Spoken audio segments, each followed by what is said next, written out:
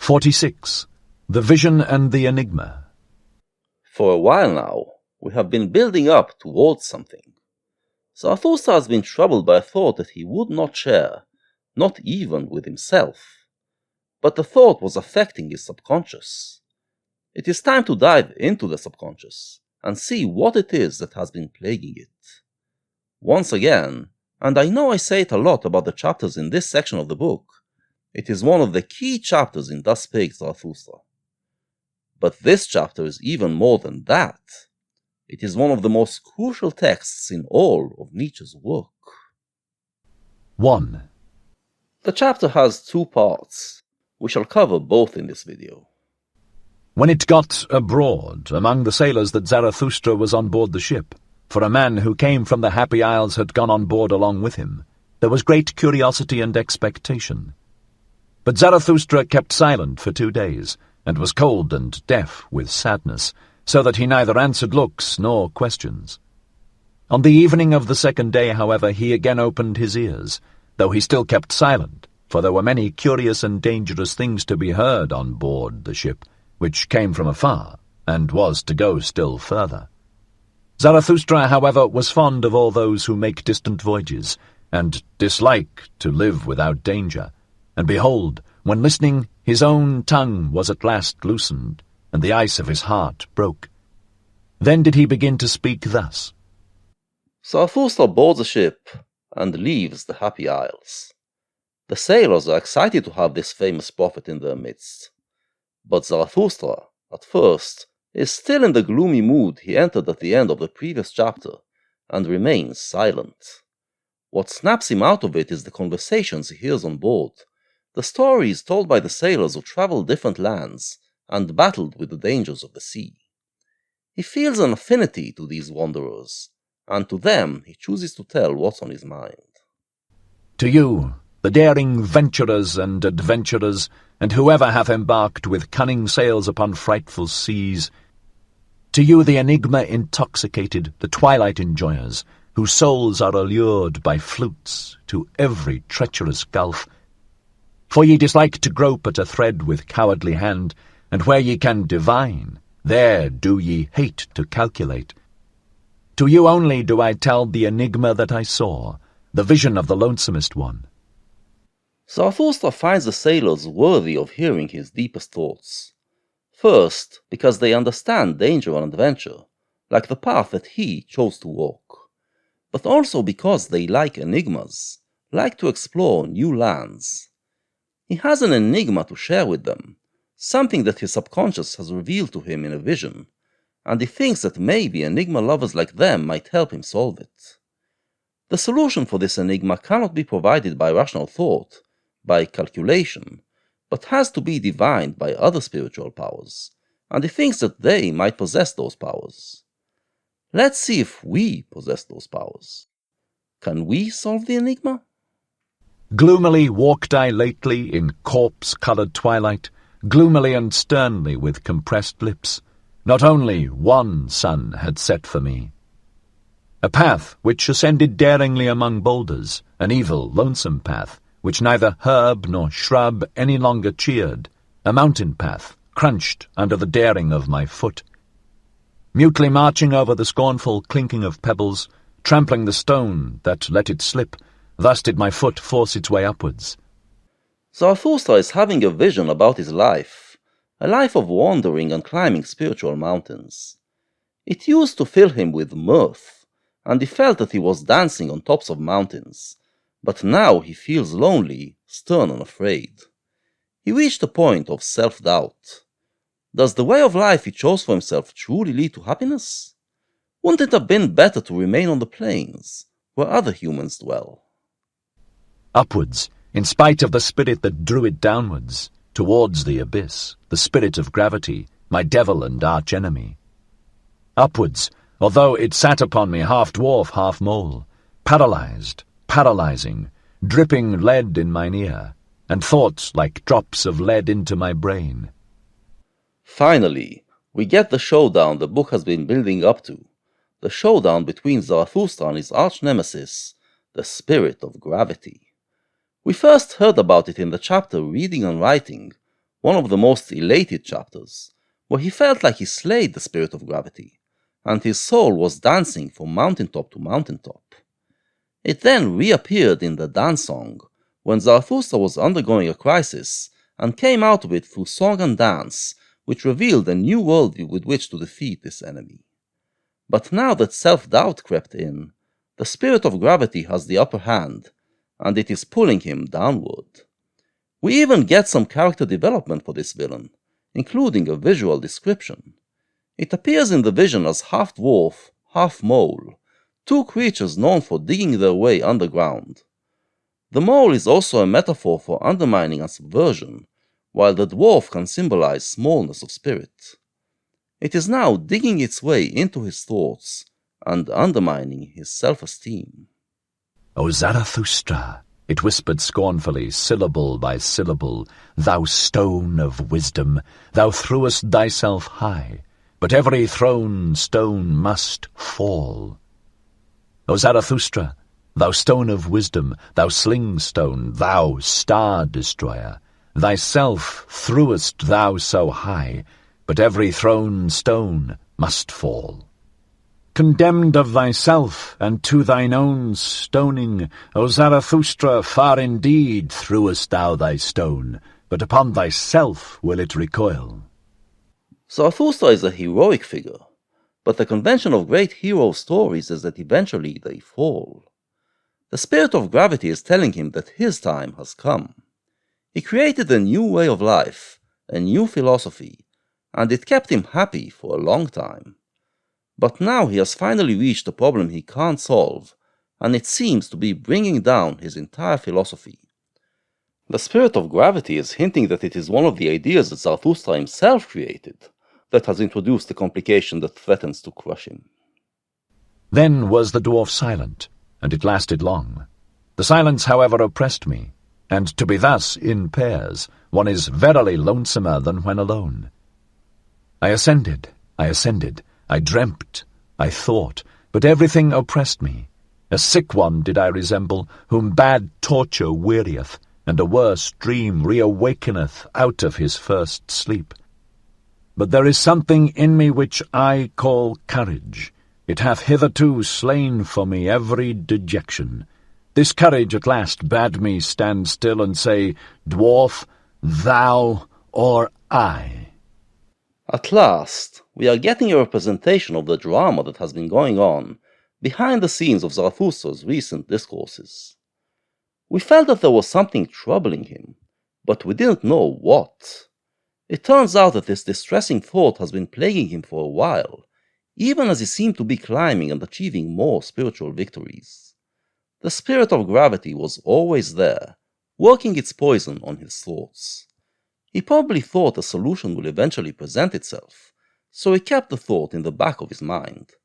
But in this new vision, he envisions himself deciding to finally tackle it face to face.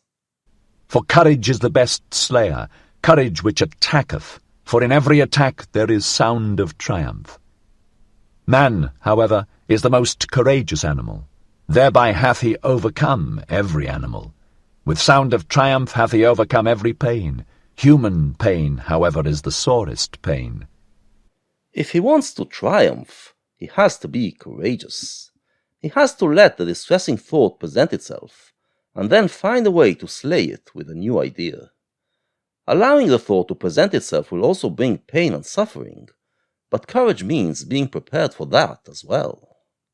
Courage slayeth also giddiness at abysses, and where doth man not stand at abysses? Is not seeing itself seeing abysses? Courage is the best slayer.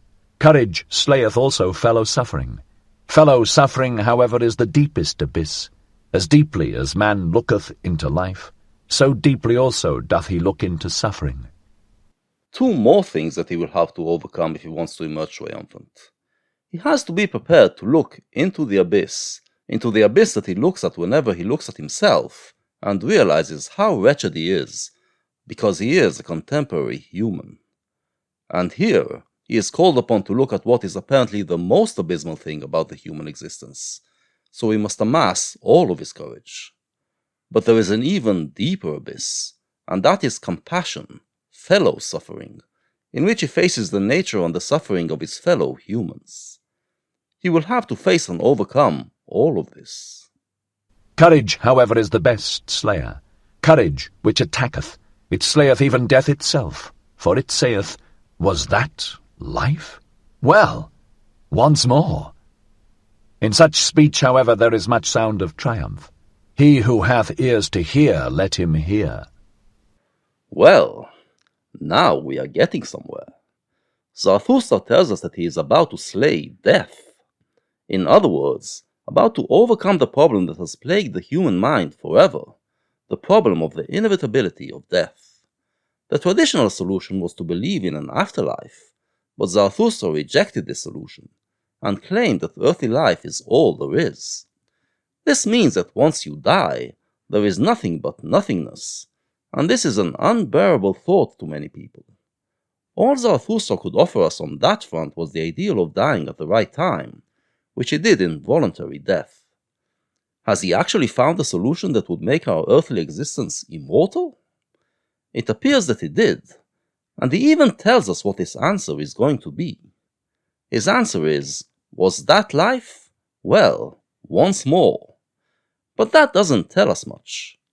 He is about to expand on it and explain it, but he already warns us that his answer has layers, and we might not catch them all at first. 2. Halt, dwarf, said I, either I or thou. I, however, am the stronger of the two. Thou knowest not mine abysmal thought. It couldst thou not endure. Then happened that which made me lighter, for the dwarf sprang from my shoulder, the prying sprite, and it squatted on a stone in front of me. There was, however, a gateway just where we halted. Here comes the showdown. The spirit of gravity, here referred to as the dwarf, finally got Zarathustra to stop and make a stand. He cannot ignore it any longer. But Zarathustra says that he has an advantage on the dwarf. While the latter believes that it knows what plagues his thoughts, it is actually mistaken. There is a deeper thought, which he calls his abysmal thought. That is, the thought that comes from the deepest abyss. This thought is so terrible that even the spirit of gravity could not endure it. But the dwarf wants to hear it anyway. They are standing on the path, in front of a gateway, which Zarathustra will now use as a metaphor. Look at this gateway, dwarf, I continued. It hath two faces. Two roads come together here. These hath no one yet gone to the end of. This long lane backwards, it continueth for an eternity, and that long lane forward, that is another eternity. They are antithetical to one another, these roads.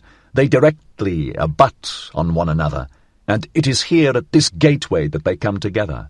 The name of the gateway is inscribed above. This moment. Zarathustra uses the path as a metaphor for time, and the gateway as a metaphor for the present moment. Every moment is like a gateway, from which the path extends in both directions. The path forward is the future, and it stretches to infinity.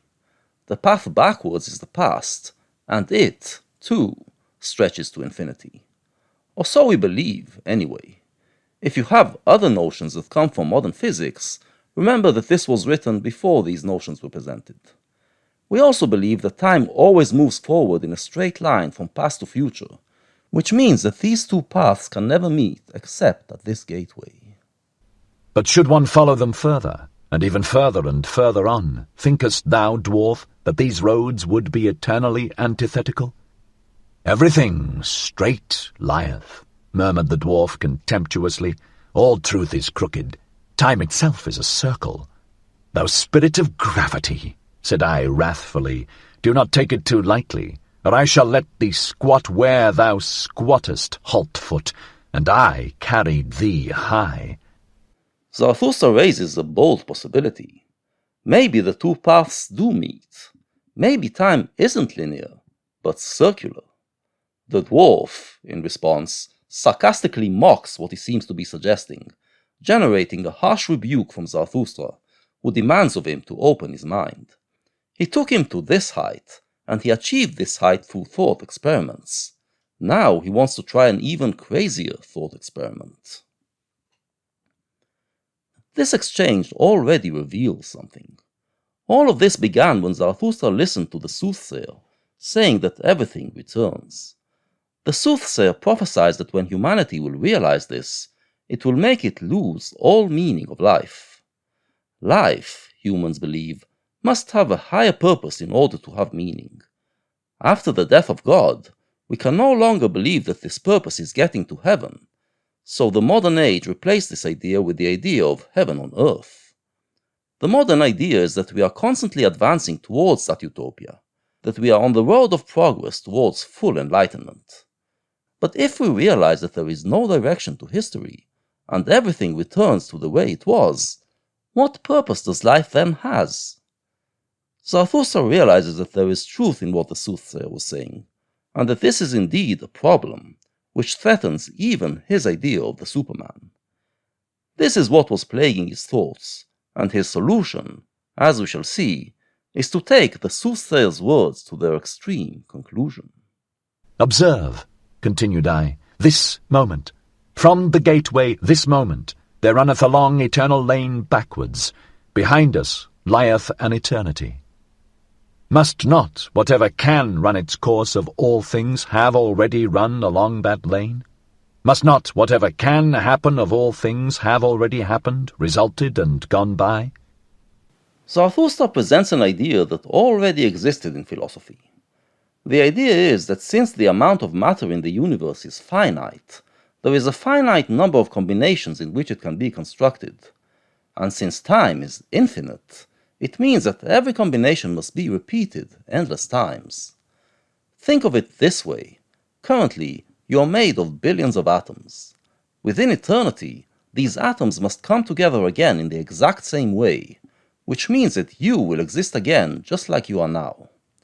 Zarathustra claims that within infinity, every possible combination must transpire, and this means that they will transpire infinite times. This goes way beyond what the soothsayer was saying. When the soothsayer said that everything returns, he meant returns in essence. Everything that we try to do has been tried before, not in the exact same way, but the idea was essentially the same. Zarathustra takes it to the extreme. Everything that exists today already existed, and was exactly the same. And if everything have already existed, what thinkest thou, dwarf, of this moment?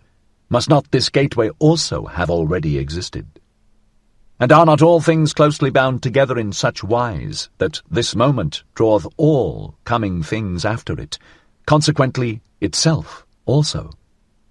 Now, he adds determinism to the mix. Every order of things necessarily leads to the next order of things, until the circle is completed and everything returns to the same place. If you are wondering how determinism can exist in a chaotic universe, and how does determinism align with Nietzsche's philosophy of freedom, we are not going to get the answers here, but it is answered in other books. It is a complicated answer, and you can read about it in my book on Nietzsche, linked below. For whatever can run its course of all things, also in this long lane outward must it once more run. And this slow spider which creepeth in the moonlight, and this moonlight itself, and thou and I in this gateway whispering together, whispering of eternal things, must we not all have already existed? And must we not return and run in that other lane out before us, that long, weird lane? Must we not eternally return? So, if matter is finite while time is infinite, and if we are in a deterministic universe, it means that history repeats itself again and again, in the exact same way. You have watched this video infinite times in the past, in the exact same situation you are in now, and you will do so infinite times in the future, within the eternal realm of time. Zarathustra calls this idea the eternal return. Recall that after he heard the soothsayer, Zarathustra had a nightmare, in which he was guarding a tomb where everything was dead, until an invading coffin burst open and filled everything with life. We interpreted that the tomb is the dead world that the soothsayer envisioned, and the coffin is an idea that is already in the recesses of Zarathustra's mind, an idea that will defeat this necropolis and revitalize humanity. We now, it seems, know what this idea is. With the eternal return, Zarathustra slays death. Our earthly life is actually eternal, and we shall live it in the same way again and again throughout eternity. And this means that if you adopt his philosophy and make your earthly life happy, you will welcome this thought. You will then say, was that life? Well, once more. And so, it appears, Zarathustra has triumphed over the spirit of gravity. Thus did I speak, and always more softly, for I was afraid of my own thoughts, and arrear thoughts. Then suddenly did I hear a dog howl near me. Had I ever heard a dog howl thus? My thoughts ran back. Yes, when I was a child, in my most distant childhood. Then did I hear a dog howl thus, and saw it also, with hair bristling its head upwards, trembling in the stillest midnight, when even dogs believe in ghosts. Not so fast, says the vision. Apparently, this was not the thing that was plaguing Zarathustra's thoughts. This was indeed his thought process when he tried to refute the soothsayer, but behind these thoughts were other thoughts, here called arrear thoughts, and they are even scarier. By bringing the idea of eternal return to the world, Zarathustra released something that fills him with terror. So that it excited my commiseration. For just then went the full moon, silent as death, over the house. Just then did it stand still, a glowing globe, at rest on the flat roof, as if on someone's property. Thereby had the dog been terrified, for dogs believe in thieves and ghosts. And when I again heard such howling, then did it excite my commiseration once more. Where was now the dwarf, and the gateway, and the spider, and all the whispering? Had I dreamt? Had I awakened? Twixt rugged rocks did I suddenly stand alone, dreary in the dreariest moonlight. The vision changes, beginning with a howl that reminds him of something he experienced in childhood, a dog being scared and howling at the full moon. In Immaculate Perception, Zarathustra used the full moon as a metaphor for those who want to be detached from earthly life, and the chapter ended with the sun, symbolizing his philosophy, coming up and making the moon disappear under its bright light. But here, the vision appears to be telling him that he will never defeat them, and this horrifies him. Then the vision changes again, and he finds himself in the middle of a wilderness. But there lay a man, and there, the dog leaping, bristling, whining. Now did it see me coming, then did it howl again, then did it cry. Had I ever heard a dog cry so for help? And verily what I saw, the like had I never seen. A young shepherd did I see, writhing, choking, quivering with distorted countenance, and with a heavy black serpent hanging out of his mouth. Had I ever seen so much loathing and pale horror on one countenance? He had perhaps gone to sleep. Then had the serpent crawled into his throat. There had it bitten itself fast. The dog, it turns out, was howling at something else. His master, the shepherd, fell asleep, and in his sleep a serpent crawled into his mouth. The shepherd is horror-stricken, and so is Zarathustra. But while the shepherd is choking and grasping for air, he can still speak and act. My hand pulled at the serpent and pulled, in vain. I failed to pull the serpent out of his throat. Then there cried out of me, "Bite! Bite! Its head off! Bite!" So cried it out of me, my horror, my hatred, my loathing, my pity, all my good and my bad cried with one voice out of me. Zarathustra fails to pull the serpent out, and it keeps crawling deeper into the shepherd's throat. Then he realizes that only he can overcome his problem, and he yells at him to bite. Ye daring ones around me, ye venturers and adventurers, and whoever of you have embarked with cunning sails on unexplored seas, ye enigma enjoyers, Solve unto me the enigma that I then beheld, interpret unto me the vision of the lonesomest one. For it was a vision and a foresight. What did I then behold in parable, and who is it that must come some day? Who is the shepherd into whose throat the serpent thus crawled? Who is the man into whose throat all the heaviest and blackest will thus crawl? This, then, is the enigma, and Zarathustra asks us to help solve it. I am going to give you my solution, or at least part of it, because it is meant to leave us with open questions, and the full solution will be presented only towards the end of the book. The shepherd is, naturally, Zarathustra himself. He fell asleep, in the philosophical sense, and allowed a self-contradiction to enter his worldview, a self-contradiction that threatens to bring his entire philosophy down.